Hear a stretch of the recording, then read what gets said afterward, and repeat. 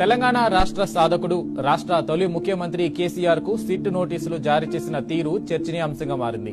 కాంగ్రెస్ పాలకులు ఒక వ్యవస్థను అడ్డం పెట్టుకుని బీఆర్ఎస్ అధినేతను వేధిస్తున్నారన్న విమర్శలు వెల్లువెత్తుతున్నాయి.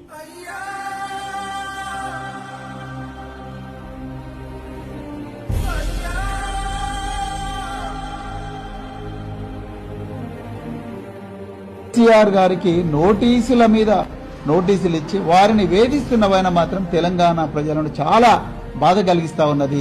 తెలంగాణ తీసుకొచ్చిన ఒక గొప్ప పోరాట యోధుడు.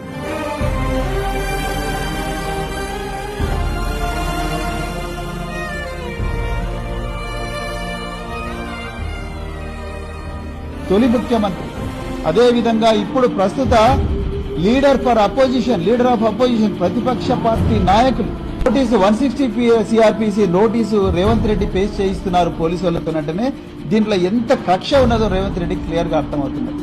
మీరు మమ్మల్ని ఏమీ చేయలేరు, అది కూడా చెప్తున్నా, జ్ఞాపకం పెట్టుకో. ఏమంటే ఏం కూడా చేయలేరు. అక్కడనో ఇక్కడనో వాళ్ళని వీళ్ళని బెదిరించినట్టు బెదిరిస్తాం అనుకుంటారు. మేమేం భయపడం, నిటారుగా ఉన్నాం, నికార్స్గా ఉన్నాం. ఎస్, ఇంత ధైర్యం ఉంటుందా మాకు? ఎవరితోనైనా పోరాడగలుగుతాం, ఎంత దాకైనా పోరాడగలుగుతాం. We're not afraid of anybody. ఇంకో మాట కూడా హెచ్చరిస్తా ఉన్న, జాగ్రత్త. న్యాయం ధర్మం అనేది ఉంటుంది, భగవంతుడు అనేవాడు ఉంటాడు. అనవసరమైనటువంటి ప్రయత్నాలు చేస్తే బూమరాంగ్ కూడా అవుతుంది, రివర్స్ తలుపుతుంది తప్ప, చాలా తీవ్రంగా తలుపుతుంది.